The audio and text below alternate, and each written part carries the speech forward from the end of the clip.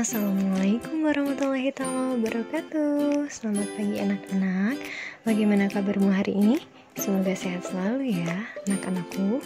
Masih ingatkah ciri-ciri makhluk hidup yang terdapat pada pembelajaran 1 dan 2? Ya, ciri-ciri makhluk hidup itu seperti bernafas, bergerak, membutuhkan makanan dan air, peka terhadap rangsang, berkembang biak, dan tumbuh. Semua makhluk hidup mengalami pertumbuhan. Pernahkah kamu mengamati tanaman padi? Mula-mula, tanaman padi tersebut berukuran kecil. Selang beberapa bulan, tanaman tersebut bertambah tinggi. Itu artinya tanaman padi tersebut mengalami pertumbuhan. Hewan dan manusia juga mengalami pertumbuhan. Pertumbuhan pada makhluk hidup tidak sama. Ada yang pertumbuhannya baik, namun ada juga yang terhambat. Mengapa demikian? Salah satu faktor yang mengalami pertumbuhan adalah makanan. Agar pertumbuhannya baik, usahakan makan yang teratur, bergizi, olahraga secara teratur, dan istirahat secukupnya. Dari ciri-ciri makhluk hidup yang telah dibahas, lalu apakah masih ada ciri-ciri yang lain? Ya, selain ciri-ciri makhluk hidup yang telah disebutkan tadi, ada beberapa ciri makhluk hidup lainnya. Di antaranya, yang pertama, metabolisme. Metabolisme merupakan proses kimia yang terjadi di dalam tubuh makhluk hidup.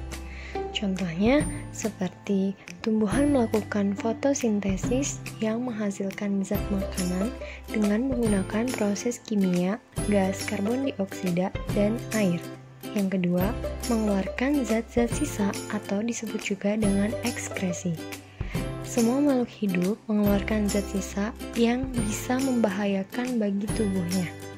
Misalnya, kulit manusia mengeluarkan zat sisa berbentuk keringat.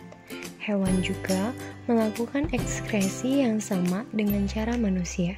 Sedangkan pada tumbuhan dilakukan melalui stomata. Yang ketiga, adaptasi.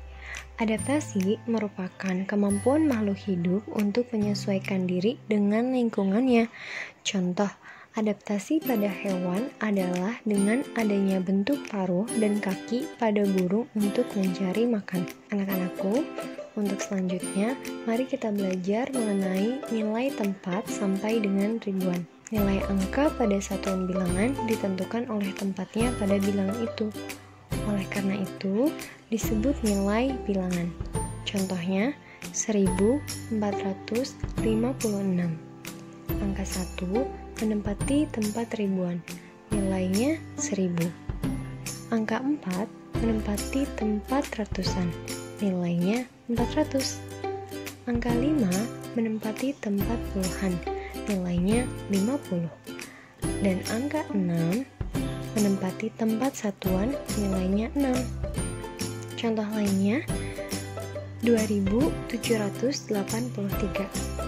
Angka 2 menempati tempat ribuan, nilainya 2000. Angka 7 menempati tempat ratusan, nilainya 700. Angka 8 menempati tempat puluhan, nilainya 80. Dan angka 3 menempati tempat satuan, nilainya 3.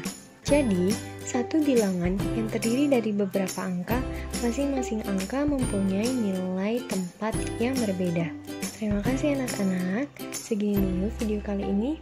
Thanks for watching.